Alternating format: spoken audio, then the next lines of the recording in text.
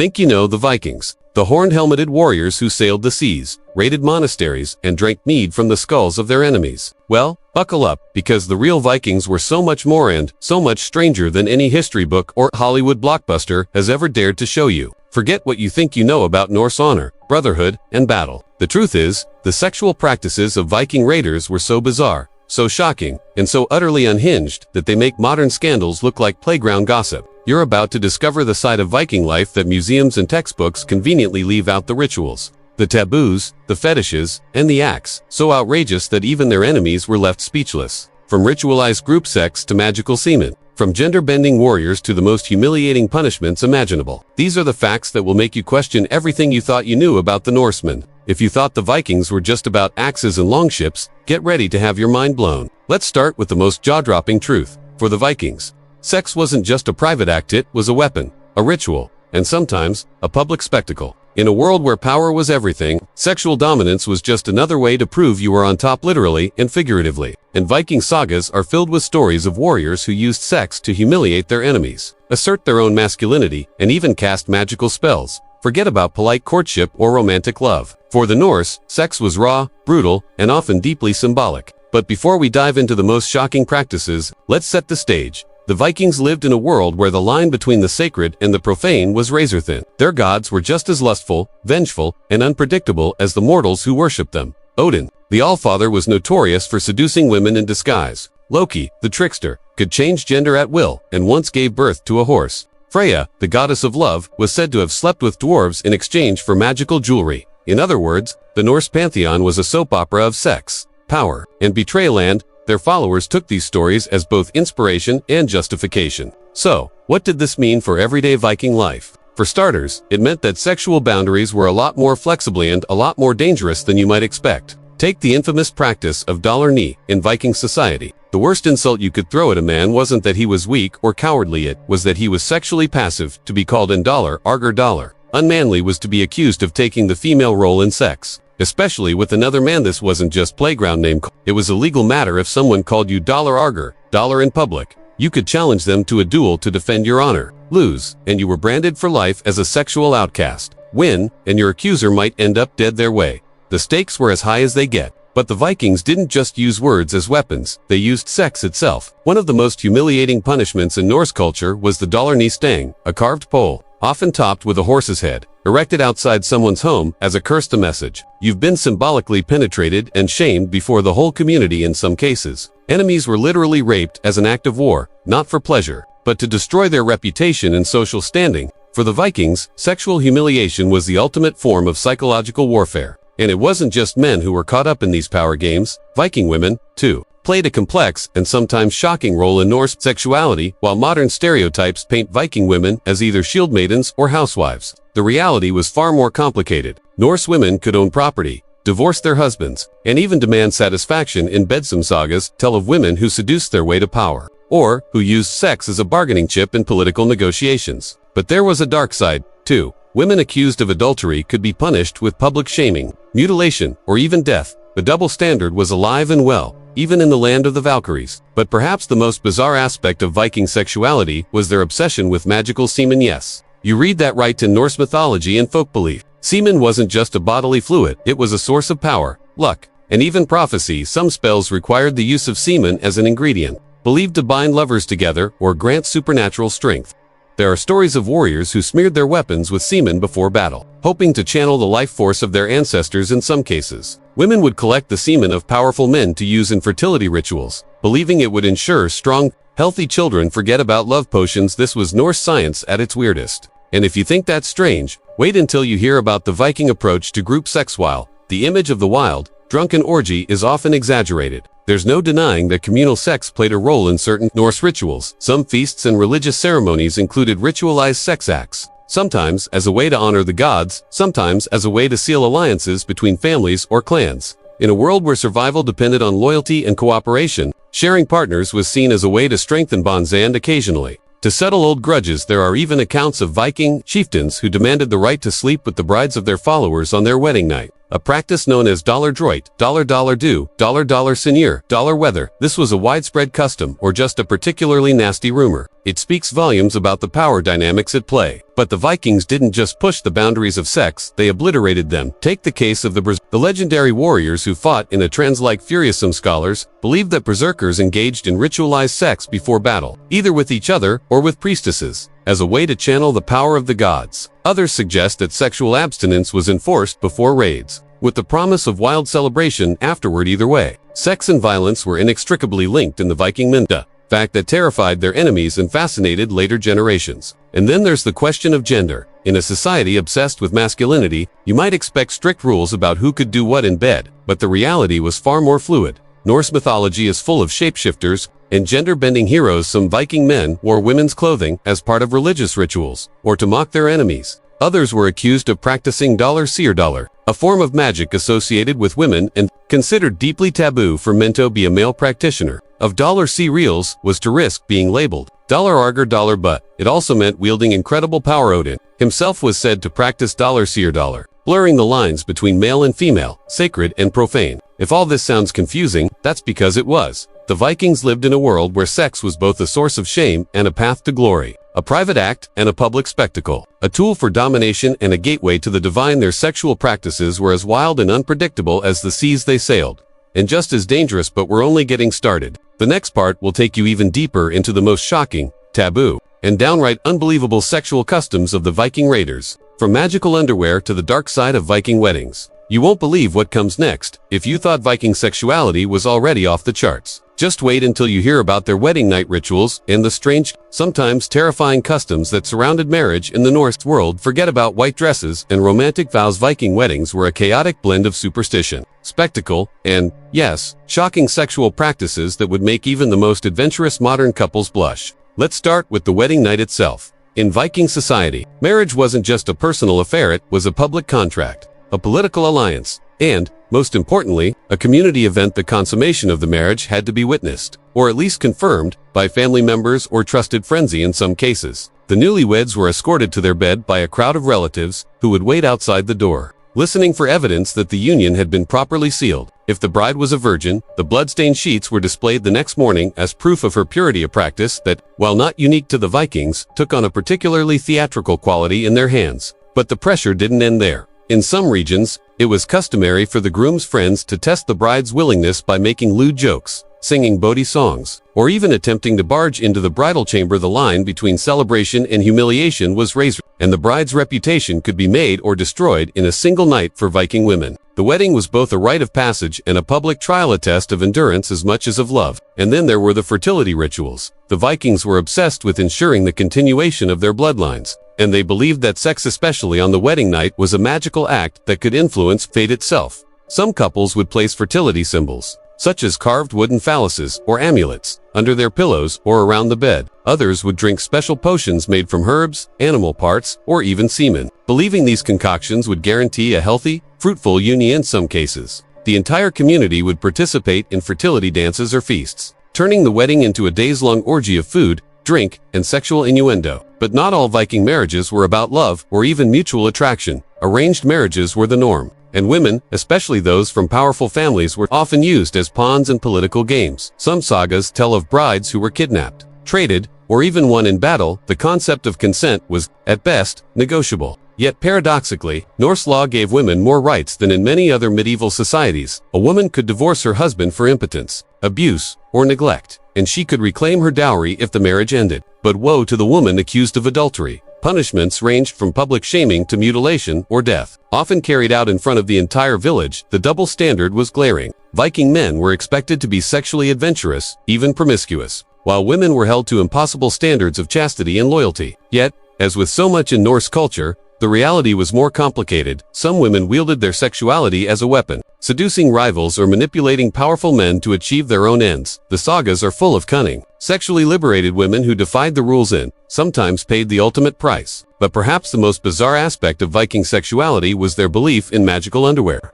Yes, you read that right. In Norse folklore, certain garments were believed to have the power to enhance fertility, protect against curses, or even guarantee sexual satisfaction, some women wore special belts or girdles inscribed with runes. While men might don enchanted loincloths before important events, these items were often blessed by a seeress or priestess, who would recite spells and anoint the fabric with sacred oils. Or in some cases, with bodily fluids. The logic was simple. If the gods could be swayed by offerings and rituals, why not stack the odds in your favor with a little magical insurance? And the magic didn't stop at the bedroom door. The Vikings believed that sexual energy could be harnessed for all sorts of purposes. From healing the sick to cursing enemies, some spells required the mixing of bodily fluids, semen, menstrual blood, or even saliva to create powerful potions or charms. There are accounts of warriors who carried amulets containing dried semen or pubic hair, believing these tokens would protect them in battle or make them irresistible to women. In a world where life was short and death was always near, the Vikings were willing to try anything to gain an edge. But not all sexual practices were about pleasure or power. Some were about survival in the harsh, isolated world of the North. Communal living was a necessity, and privacy was a luxury few could afford. It wasn't uncommon for entire families to sleep in the same room, or even the same bed, especially during the long, dark winters. In such close quarters, sexual activity was often a public affair, and children grew up with a front-row seat to the realities of adult life. Some scholars believe this openness contributed to the Vikings' famously relaxed attitudes toward nudity and sex, while others argue it created a culture of voyeurism and competition. And then there were the slaves. The Vikings were prolific slave traders, capturing men, women, and children during their raids and selling them across Europe and the Middle East. For many Viking raiders, sexual access to slaves was a perk of victory, a brutal, dehumanizing practice that left deep scars on both sides. Some slaves were forced to serve as concubines or prostitutes, while others were used in fertility rituals or even sacrificed to the gods. The sagas are full of stories of slave women who bore the children of their captors, sometimes rising to positions of power, but more often living lives of quiet desperation. But even among the free, the boundaries of sexual behavior were constantly being tested. The Vikings had a word for men who preferred the company of other men, rager. And while homosexuality was officially condemned, it was also the subject of endless gossip, jokes, and, occasionally, violence. Some sagas tell of warriors who formed intense, passionate bonds with their comrades, sharing everything from food to lovers. In a world where loyalty was everything, these relationships could be both a source of strength and a cause for scandal. And if you think that's wild, just wait until you hear about the Viking approach to sexual magic and curses in the next part. We'll dive into the world of love spells, revenge rituals, and the dark arts of Norse witchcraft. You'll learn how the Vikings used sex to control fate, punish enemies, and even cheat death itself. If you thought Viking sexuality was just about wild feasts and scandalous weddings, you haven't even scratched the surface. The Norse world was a place where sex and magic were deeply intertwined, where the boundaries between pleasure, power, and the supernatural blurred into something both fascinating and terrifying. Welcome to the shadowy realm of Viking love spells, revenge curses, and the dark arts of Norse witchcraft, where the most intimate acts could change destinies, destroy reputations, or even bring down entire families. Let's start with the basics. In Viking society, magic wasn't just for wizards and witches. It was a practical tool, used by everyone from housewives to chieftains. And when it came to matters of the heart or the loins, no one hesitated to call on the supernatural for a little extra help. Love spells were common, and they weren't shy about their ingredients. Some required the mixing of bodily fluids, semen, menstrual blood, sweat, or even tears, believed to bind lovers together or ignite uncontrollable passion. Others involved carving runes onto sticks, bones, or pieces of clothing, then hiding them under a lover's bed or in their food. The logic was simple. If you couldn't win someone's affection the usual way, why not let the gods or a little magic tip the scales? But love magic had a dark side. The same spells that could inspire desire could also be twisted into weapons of revenge. Scorned lovers, jealous rivals, and ambitious schemers all turned to the dark arts to punish those who had wronged them. Some of the most feared curses involved the use of sexual humiliation, rendering a man impotent, causing a woman to miscarry, or making a couple unable to consummate their marriage. These weren't just idle threats. In a world obsessed with honor and reputation, a well-placed curse could ruin lives, end marriages, or even spark blood feuds that lasted for generations. One of the most notorious forms of sexual magic was seer, a type of sorcery associated with women, but sometimes practiced by men. At great personal risk, seers was believed to grant the power to see the future, control the weather, and, most scandalously, manipulate the desires and bodies of others. A skilled practitioner could make a rival fall hopelessly in love, or curse an enemy with endless frustration. But for men, practicing seers was considered deeply shameful, a violation of the strict gender roles that defined Viking society. To be accused of seers was to be labeled arger, perverse, and dangerous. Yet the temptation was always there. especially for those who craved power at any cost. The sagas are full of stories of sexual magic gone wrong. In one tale, a jealous wife uses a love spell to keep her husband faithful, only to have it backfire and drive him mad with desire for another woman.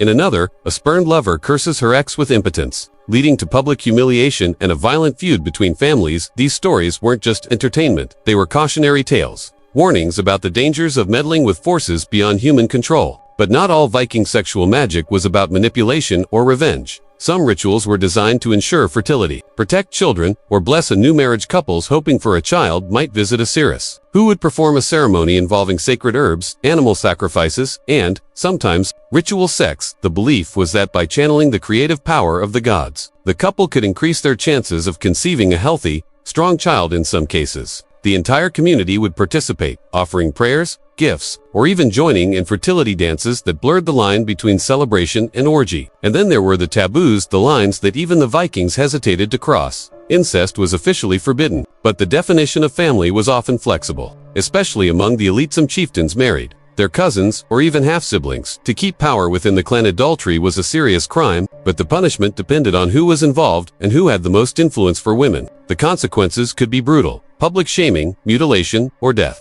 For men, a discreet payment or a well-timed duel might be enough to restore honor. But perhaps the most shocking taboo of all was beast. There are references in Norse law codes to sexual acts with animals, punishable by death or exile. The fact that these laws existed at all suggests that the practice, while condemned, was not entirely unknown. In a world where boundaries were constantly being tested, even the most forbidden acts found their way into the historical record. Yet for all their wildness, the Vikings were also deeply practical. They understood the dangers of unchecked desire, and they developed elaborate systems of rules, rituals, and social controls to keep chaos at bay. Marriage contracts, dowries, and public ceremonies all served to regulate sexual behavior and protect the interests of families and communities. But beneath the surface, the old magic still lingered, ready to erupt in moments of crisis or passion. And what about the children born of these unions, legitimate or otherwise? In Viking society, lineage was everything. A child's status depended on the circumstances of their birth, the reputation of their parents, and the willingness of the community to accept them. Bastards could rise to greatness or be cast out as outcasts, depending on the whims of fate and the power of their families. Some sagas tell of children conceived in violence or magic, who grew up to become heroes or monsters. But perhaps the most enduring legacy of Viking sexuality is the way it shaped their myths,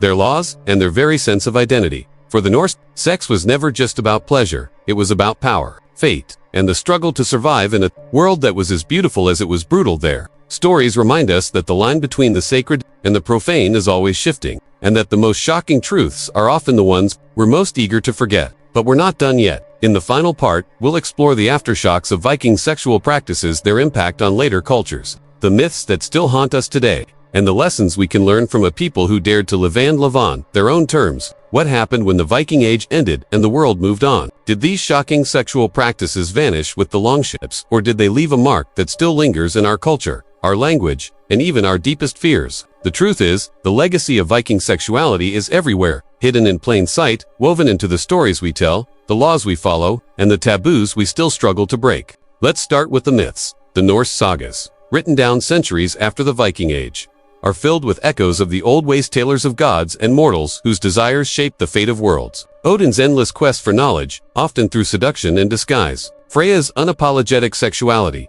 her power to choose her lovers, and her willingness to pay any price for what she wants. Loki's gender-bending tricks, his ability to become both mother and father, lover and enemy. These stories weren't just entertainment. They were blueprints for a society that saw sex as a force of nature, dangerous, unpredictable, and essential. But as Christianity spread through Scandinavia, the old gods and their wild ways were pushed underground. The church brought new rules, new taboos, and a new sense of shame. Practices that had once been celebrated, ritual sex, magical fertility rites, even open discussion of desire, became sins to be confessed, secrets to be hidden. Yet the old beliefs didn't disappear overnight. In remote villages and behind closed doors, people still whispered about love spells, fertility charms, and the dangers of crossing the unseen boundaries between pleasure and punishment. Some customs survived in disguise: the tradition of displaying blood-stained sheets after a wedding night, the use of amulets and charms to ensure a fruitful marriage. Even the body songs sung at feasts all have roots in Viking rituals. The language of insult and honor, the obsession with reputation and sexual dominance, echoes in the way we talk about masculinity and shame even today. The very word berserk comes from the Norse berserkers whose wild, ecstatic rituals blurred the line between violence and sexuality. And what about the darker legacies? The use of sex as a weapon, the shaming of those who don't fit the mold, the double standards that punish women more harshly than men. These are not just Viking problems. They are human problems. As old as civilization itself, the Vikings were not unique in their contradictions, their cruelties, or their capacity for both joy and suffering. But their stories force us to confront the uncomfortable truth that the things we fear most about sex, its power to disrupt, to shame, to liberate, are the very things that make us human. So, what can we learn from the most shocking sexual practices of the Viking raiders? First, that history is never as simple as we want it to be.